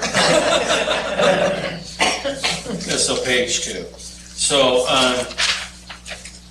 in planning, measures of success is actually the most difficult. This is the most difficult to determine what is the measure of success for planning and community development. So we came up with three things. And the success of the first one really depends upon who you are. Development of the city according to the city's adopted plans. For us, that's simple. We develop it according to the adopted plans. If you like the plans, then we're successful. If you don't like the plans, then we're not successful. Okay, so it's very subjective. But from a staff standpoint, we look at the plans and we say, are we developing it according to what the city council has approved? One of probably the most important one from an outward appearance is the timely process of applications, whether those are building application, permits, getting through the planning commission, zoning changes, whatever it might be. That's probably the most effective and easiest quantifiable standard to look for. The third is the enforcement of the city's land use ordinances. Now, we really have 3 people that are involved in the enforcement of the city's land use ordinance. One of them is the code enforcer who works under the police department. The second one is the VRD enforcer who works in the planning department.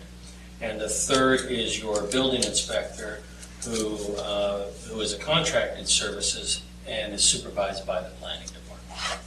Are we going to be required to have an in-house inspector? Richard, do you want to answer that? The answer is no, but do you want to explain it? No. There's, the legislature is working on fixing that problem. So To disallow? to continue to allow third-party building inspector services. It's a good program because it gives us a lot of flexibility. We don't have to be staffed at a high level when business is low, or they're able to respond when business picks up. Bring people on to do what needs to be done.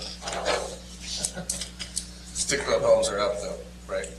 Sorry again? Stick-built homes for inspectors to check out are up pre-2007? Oh, yeah. Okay. Just making sure that we're not in a slow time. No, actually, before the recession, we were doing 40 to 60 a year. Took a long time. We got up to like over 140 during the boom. We got down below 20 during the recession. It took a long time to recover. The last couple of years, we've been around 80. Cool. Well, there's been a lot of development. There's 3 very significant developments that we just wanted to mention. The first one the city's responsible for, and that is the police building. That was all approved in 2018 and is going forward. The second is the construction of a new hospital, which began in 2018, will be completed, I think, sometime by the end of this year. And then the third is an expansion to a hotel. Jim Dunlap and his wife are expanding their hotel. That is the first hotel construction or expansion in over 15 years. Which hotel are you speaking of? Starfish. Starfish. Oh, Starfish.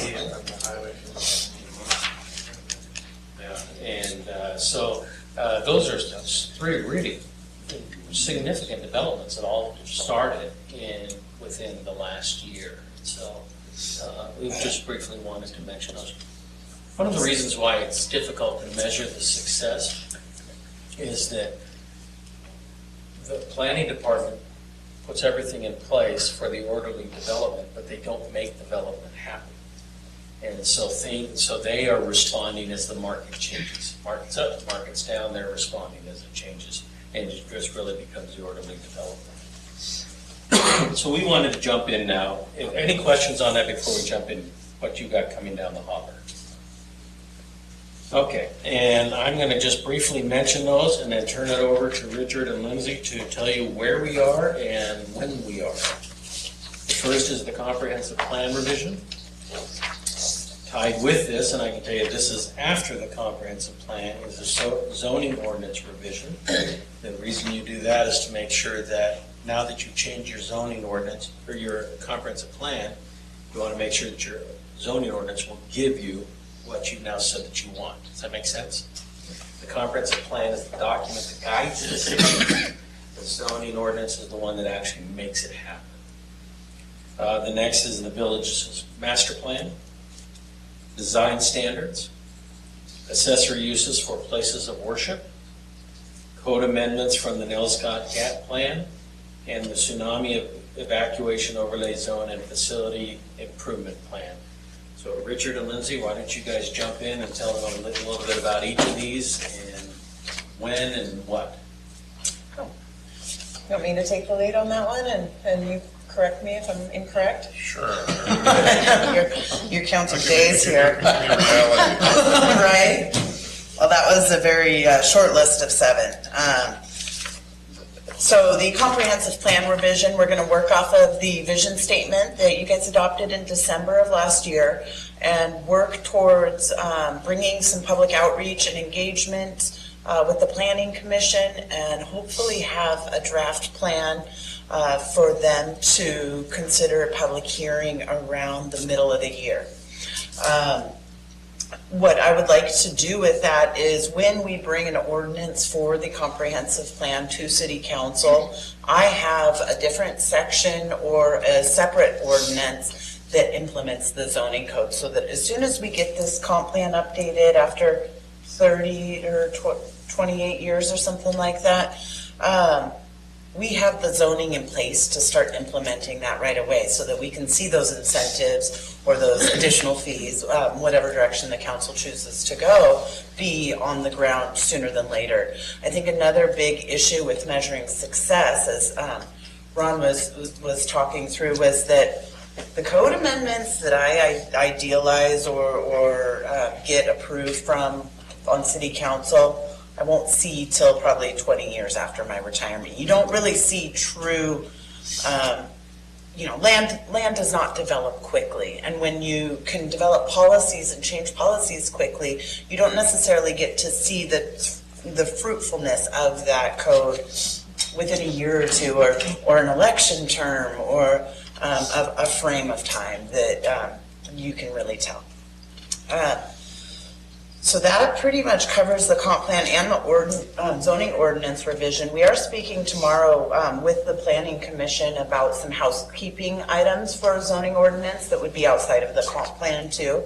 So you may see some zoning amendments just for cleanup on definitions or reorganization to streamline and work towards user friendliness of the land use municipal code. I can add to that. One thing is our zoning ordinance right now, in a way, is a hodgepodge of a lot of different things that have been hammered together over the last 30 years or so. And not only will we need to make it consistent with what the comprehensive plan says, but we need to make it internally consistent and easier to use, clearer and up to date. We're not in the situation of towns that, have among the allowed uses are buggy whip factories or something, but we're almost there. We have, times have changed and what people want to build, what they want to have, how things are defined, and we need to reflect modern times on those things. With that, we have the village's master plan. Which I'll be giving a presentation at the next city council meeting on. So, The 11th? the 11th? Right. Yeah, the 11th. So, and then if you approve, we'll put together an application to go before the planning commission for approval of the master plan. And so that should be within the next few months.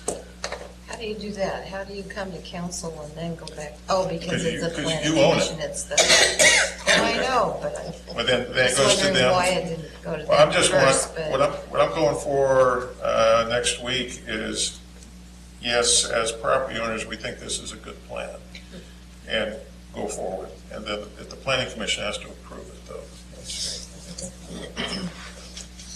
That's a land use matter, not as a owner matter. Design standards, we have a consultant that we've been working with to update the design standards. We've received some draft code and are reviewing that to make edits and recommendations back to the consultant on making it more Lincoln City. And I believe. Before you leave that, let me bring up something that has just that has recently been discussed with me. Questions about the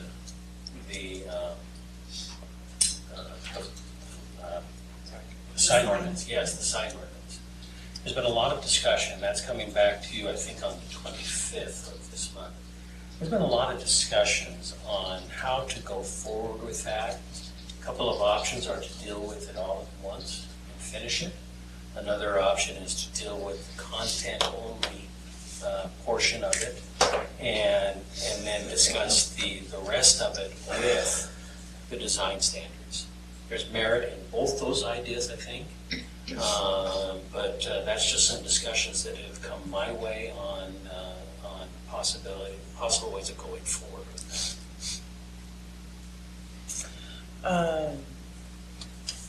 And then, as you guys are more aware of than I am, accessory uses for places of worship. I've been tasked with making some amendments in the code to address accessory uses that fall within the missions of these places of worship citywide.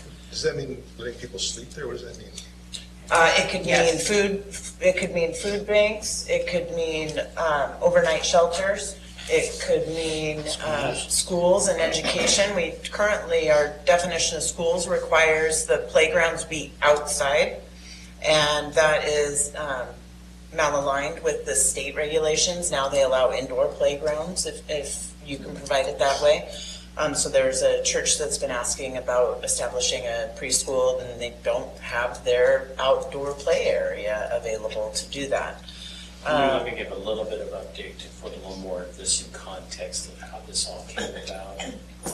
So, as we had dealt with issues pertaining to the shelter, in case it was the Mormon shelter, and where they are permitted and where they are not, what came to our attention, it had simply just been riding under the radar. No one really had given a thought that we needed to deal with it. Was that several churches use their churches as a shelter. Some as a warming shelter, some in connection with other programs, and that not all zones permit that as a use or as an accessory use. And so that's one of the things that came out of that whole discussion. The warming shelter had contacted a church about being able to house a limited number in their church, but they couldn't do the zone that they were in, whereas in other zones, they're allowed as an accessory use. So that's when we identified that we need to bring forward and make it consistent throughout the city. We already allow churches to allow people to sleep in their cars. Richard, how many can they do? I think it's 5. It's 5, up to 5 cars, as long as they provide facilities and bathroom facilities and water facilities and things like that. So what this is intended to do is just make it consistent throughout the city. It's actually even worse than what Ron's saying, because in my discussions with the planning department, we've discovered that the typical language for accessory uses are accessory uses customarily associated with a permitted use. Well, most of the time, a church is a conditional use, not a permitted use. So we need to get in and fix that. Now, for me, of all of these that we're looking at, there's 2 that kind of rise to the top. The first is the village's master plan, and this is the second one. And the reason is that we know we'll be dealing with land use as it pertains to shelters. I do not want this to become an issue. We know it's something we need to deal with, and we want to deal with it sooner than later.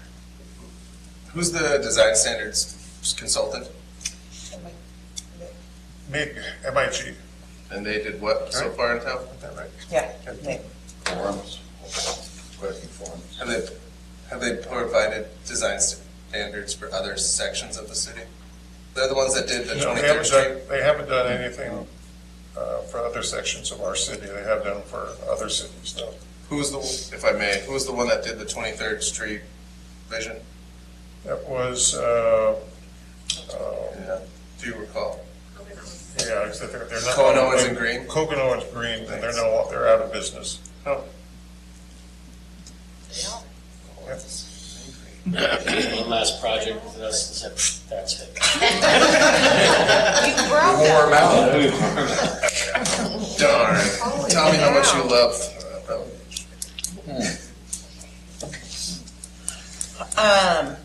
Code amendments for the Nelscott Gap Plan, nice transition there, Riley. We will be working on implementation in coordination with the economic development team to get the Nelscott Gap Plan applicable and remove some of our older code that is in that area as well, and try to really start to see our vision for that area. Working with Public Works closely on that as well. And then the Tsunami Evacuation Overlay Zone and Facilities Improvement Plan, the TFIP, as us planners like to call it. That is currently, we're working with the Department of, still learning all of the acronyms here. Department of Land Conservation and Development and Department of Geology and Mineral Industries.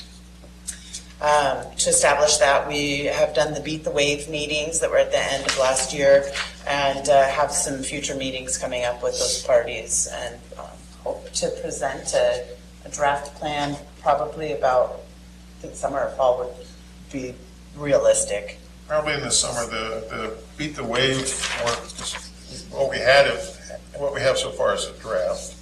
They should have that final by the summer, and but meantime, we can be working on the tsunami overlay zone.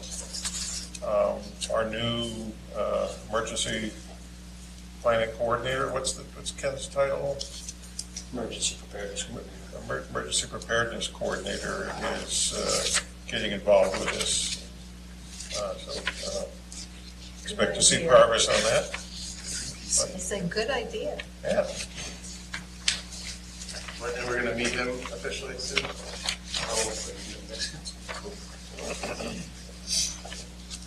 Do you guys have any questions on those 7 at this point in time, recognizing they're not in front of you, but you can So excitedly wait? no dates or anticipated dates, time, months, or quarter? Well, yeah, so, I mean, we're looking at second to early third quarter for the comp plan and zoning ordinance, depending on the breadth of changes in policy direction that we receive through the Planning Commission.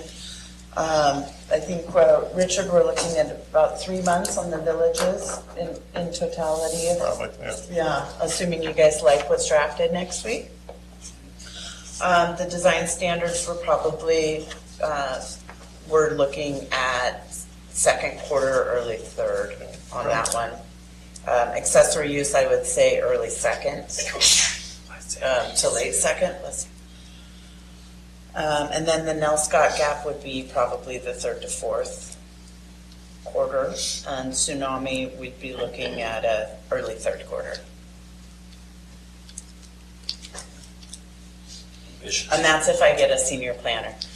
Oh, conditions. Of course, conditions come out of our department regularly.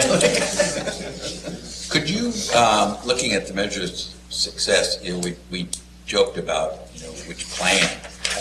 I guess the other one is timely processing. Mm-hmm. I haven't met a contractor yet that would ever admit to a timely processing. So how are you really going to gauge that? Well, we have our state mandates that are really what we have to go by, because if we don't process them within that time frame, then it's approved, whether it meets our code or not. That's the land use. That's for Yeah. land You're talking use. about building. Yeah, I was thinking building, Sorry, now, would you say that your complaints, or your comments, I should say, center more around residential or commercial structures? I don't know that it's been distinguished for the Okay. one or the other. But I'm really just looking at, is there an opportunity to review your process? I think, and I would hope so, would be the right answer. Richard's 20 plus years, has protected it, nurtured it, built on it, and it just seems like a great opportunity for you coming from the outside to take a look at this. Not that you won't get complaints, whatever you do too, but I just think that modernization kind of thing applies well to this, and kind of establish some kind of a expectation.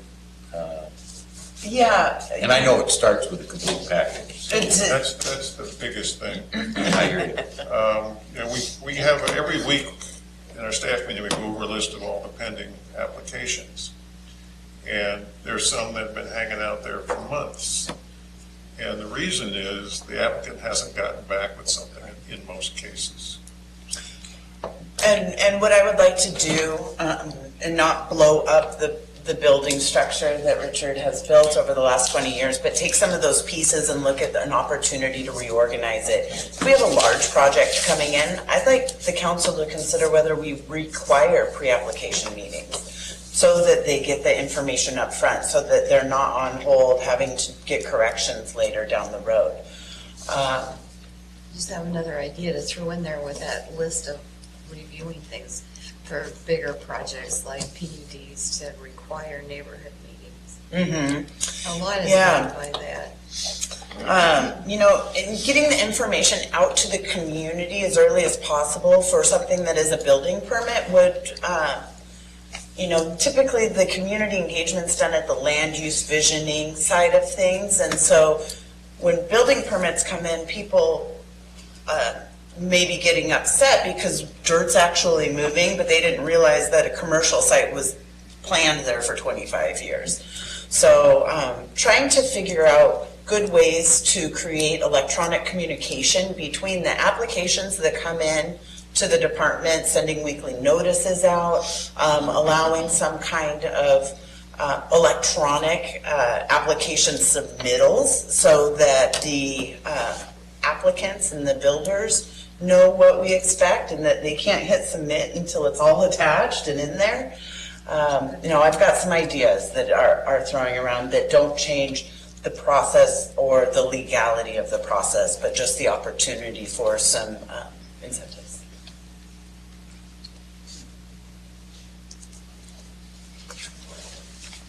It's 7:30 on the dot.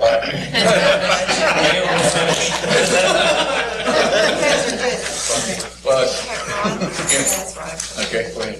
It's on your time, you know, your $1,000. You're taking up We might have to walk this out on you. time, Ron. Yes. There were this list of items coming from the planning department has some sort of maybe loose dates associated or times of the year. And it made me think that perhaps we have the same kind of thing going on with others. Is there some way you can just kind of grab something, put a little list What's your together dates, Tom? for us? So we can kind of see at a glance what's coming in a month, what's coming in 3 months. So we can keep up. Yep, sure can. Thank you, Nancy Oxenholt from the Budget Committee for joining us. You know, the idea was to, one, get us up to speed a little better on the departments, but also with the Budget Committee to include them, because it seems like a lot of questions usually come out of the Budget Committee about departments. Natural informed the rest. We of weren't it. as successful, but maybe we can keep Nancy's questions at bay, you know, from the Budget Committee. Probably not. So, Thinking. is everybody all right? All done? Thank you for coming. We're adjourned.